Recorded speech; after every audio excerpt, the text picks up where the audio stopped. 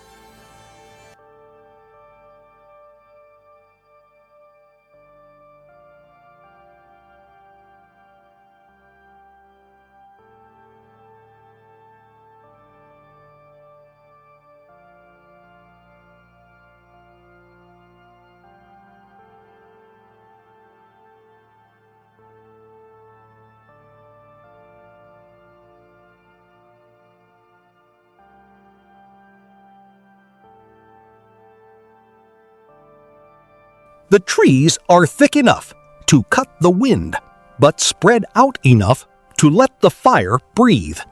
And I can hear water close by, not loud, but there. This is where I build.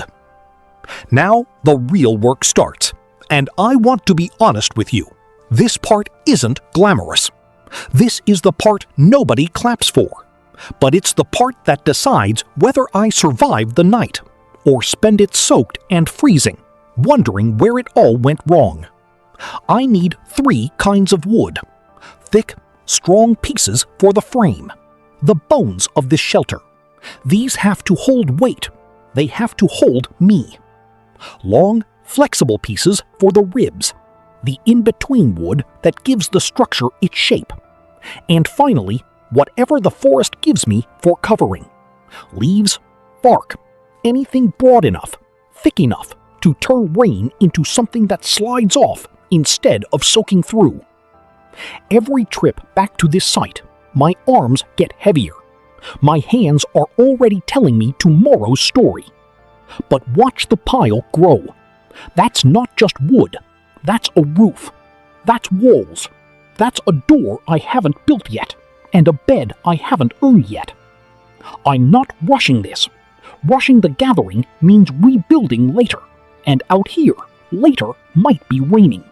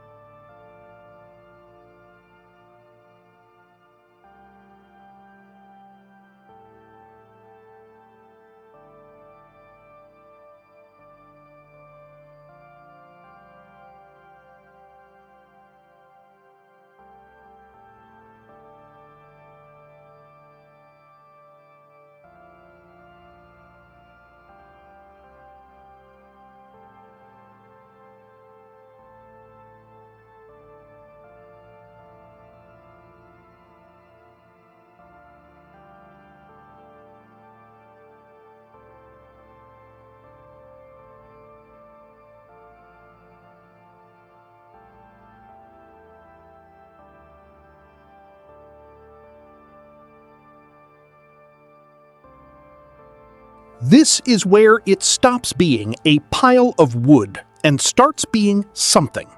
The first posts go into the ground, exactly where I marked them. Not guessed, marked. Every inch off here becomes a foot off by the time I reach the roof line.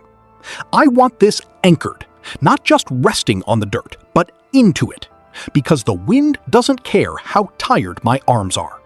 The wind is going to test every joint I make tonight, and I only get one chance to build it right the first time. There. That's the spine of this shelter, standing on its own for the first time. Doesn't look like much yet, but every structure that's ever kept a person warm and dry started exactly like this. A few sticks in the dirt and a decision to keep going. Now I bring in the ribs, the long, flexible branches that turn a skeleton into a shape. This is where patience matters more than strength. I'm not forcing these into place. I'm working with the natural bend of the wood, letting it curve the way it wants to curve, because wood that's forced will fight you later, usually in the middle of the night, usually in the wind. Every lash point has to hold under its own weight, and then some. No nails, no screws, just tension, friction, and wood that wants to stay where I put it. Look at that. An hour ago, this was just trees standing in a forest, unaware they'd ever be anything else. Now they're walls. Now they're the only thing standing between me and whatever the sky decides to do tonight.